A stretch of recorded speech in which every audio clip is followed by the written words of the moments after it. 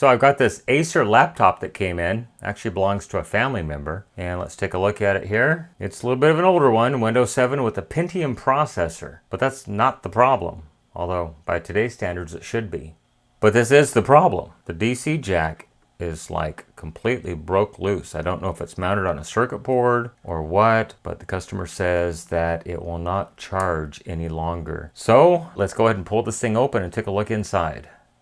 Well, once I pop the keyboard out, which is basically held in place by these little tabs right here, and you can actually push back on the tabs and lift up the keyboard just like that. And then the keyboard actually plugs into the main board right here. It's just a connector. You push the tabs back and then pull the cable out, then unplug the trackpad, which plugs into this connector right there. This is what we ended up with, and I haven't touched anything, and this is the condition it's in. It's been somewhere and they did not plug in the USB plugs over here on the side. I can see that the power jack is just loose right here. So I'm thinking I could just order a new power jack for it and it's probably going to be fine. I think this one's just probably worn out. But I'm going to go ahead and pull all the screws out of the main board, disconnect the Wi-Fi antenna that goes through this hole right here. Then we can get to the connector and maybe do a couple of tests and find out, is it actually the jack that's bad, or maybe it's just the AC adapter? I'm not sure. Maybe I should test the AC adapter first before I go any further. Well, I think I'm going to go ahead and say that the AC adapter is the bad part because it just has a pin bent over. It should have a female socket in the center because if you remember, we looked at the DC input jack and it had a male prong in the center. This one's got a male prong in the center. So I think that's going to be the issue. I'll bet you anything that the DC socket on the laptop is actually okay. So I think I'm not going to do anything further at this point. I'm just going to have my customer go ahead and order a new AC adapter, and I think that's probably going to solve the problem on this one because it should have a female socket in the center, and as you can see, it definitely does not. So I kind of straightened out that pin in there. It's not quite perfect, but as you can see, it's got a little burr right on the end of it where I think it was attached to the female socket portion. So I think I'm just going to go ahead and do a AC volts test and see if the adapter is actually doing what it's supposed to do, because I think it was shorting against that inside conductor. So these are actually 3-pin sockets. They have a power ground and then they have an earth ground as well. So let's try to get a voltmeter down in here and see if we get any voltages out of it. So according to the adapter, it only uses the ring, which is the outside terminal here, is the negative, and it uses the inner ring as the positive, and nothing is actually connected to the tip whatsoever. Let's take another look at that DC jack. I think this is incorrect. So looking at the DC jack, I only actually see 2 conductors. I see the spring right here that attaches to the outer ring. Then I see the tip. That's it. I don't see a third conductor in here anywhere. And it looks like the tip is the one that supplies possibly the positive voltage to the unit. Let's go ahead and test the AC adapter and see what pins actually have voltage on them. So I do have the unit powered up right now, and I am on the DC volt range.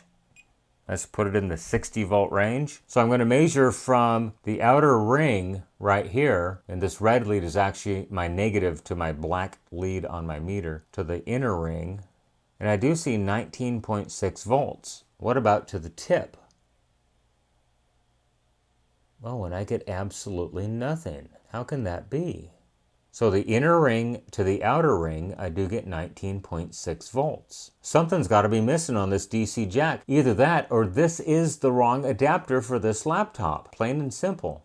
Well, it just goes to show you I am the idiot in this one. This is an ACER laptop. This is a Dell adapter. It might be perfectly fine for a Dell computer, but it's not okay for an ACER. This one needs a 2-prong adapter. I'm not sure how she got this thing to work for years. It says this computer was new in 2006. I mean, yes, it's an older computer, but if all she uses is email and Facebook, it should be perfectly fine. So I'm at a loss on this one. So I'm going to recommend a new AC adapter, and I think that the jack is going to be fine because it's actually supported by leads only. It's not connected to the circuit board. It's not broken off of the board. So I think if I just go ahead and reassemble this thing and give it back and get the right adapter, everything's going to be just fine. Well, just a quick search on eBay. I typed in the model number ACER Aspire 5750, and for $8.69 plus free shipping, this is what I came up with. 5.5 millimeter outer diameter and a 1.7 millimeter inner diameter. That's it. Just a 2-conductor cord. That's what this thing needs. How is this thing even working whatsoever? So I'm seeing 4.45 millimeters outer diameter. It's supposed to be a 5.5 millimeter. That's 1.1 millimeters.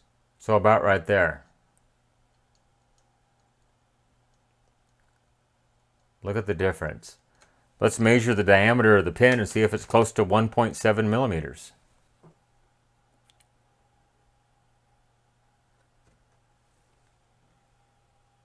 So I'm seeing 1.63 millimeters. That's pretty doggone close. So what is the diameter, the total diameter of the socket, which is 6.04 millimeters. So I think I'm just going to recommend a replacement of the AC adapter, and I think this thing is going to be perfectly fine. But I am going to go ahead and reconnect that USB cable. I'm going to go ahead and wipe this off to get all the fuzz off of the connector.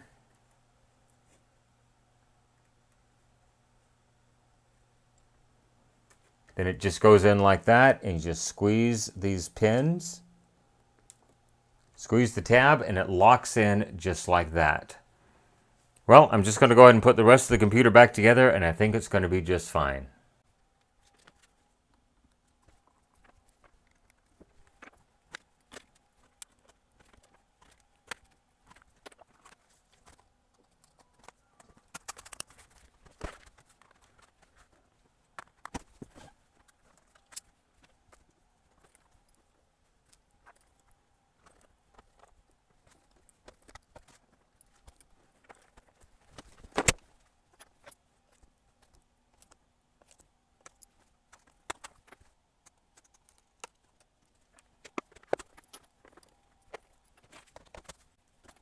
Okay, well I do have one of my adapters from one of my personal laptops plugged into this, and as you can see it is charging. Let's take a look at the Sencore AC PowerRite, and as you can see it is drawing about 40 watts of AC power right now, so about almost 0.4 amps at 120 volts. So it is actually charging the laptop at this point. But I did go ahead and order a replacement AC adapter for this unit, and we'll do a final test once it arrives.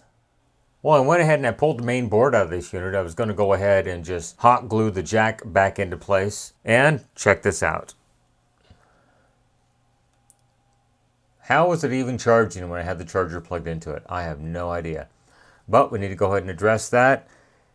Even though you can see the red wires pulled, I'm just wondering, I'll bet you the black is in approximately the same boat. So I'm going to go ahead and readdress these wires. Somebody had one of them pinched in here. At least it was the negative and not the positive. And we'll go ahead and reroute these wires upon reassembly as well. So I've got the heat shrink off, and as you can see, the negative lead definitely was not nearly as bad as the positive. I do see one small broken, maybe two small individual leads that are broken. But we'll go ahead and get this cleaned up back here. Solder the leads back onto it, and then I'm just going to go ahead and place this where it should be, and I'll add some hot glue around it just to hold it down. But I'm not sure what all this crud is on here. I'm going to take some acetone and an acid brush and wipe all of this off first so the hot glue has something to attach to. Okay, leads are attached, and down here I do have heat shrink, so let's go ahead and shrink that up. All right, just like it left the factory. All right, so I'm just going to take a little bit of acetone and clean up this area down here so the hot glue has something to stick to. And the same thing with the jack itself.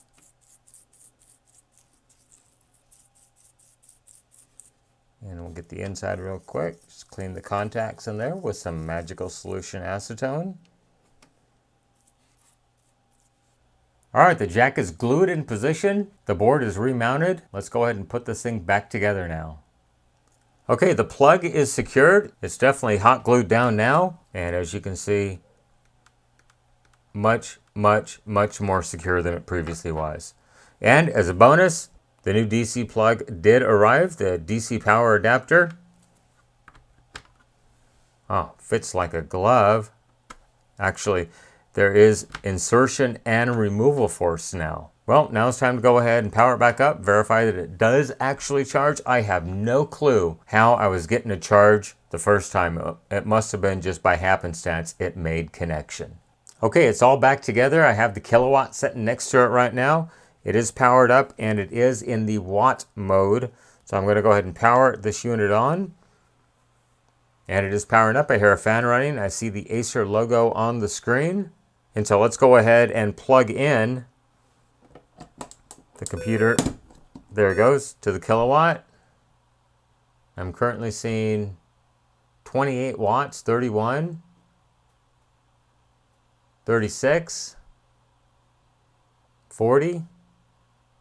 It's still climbing. There we go, 45, 49.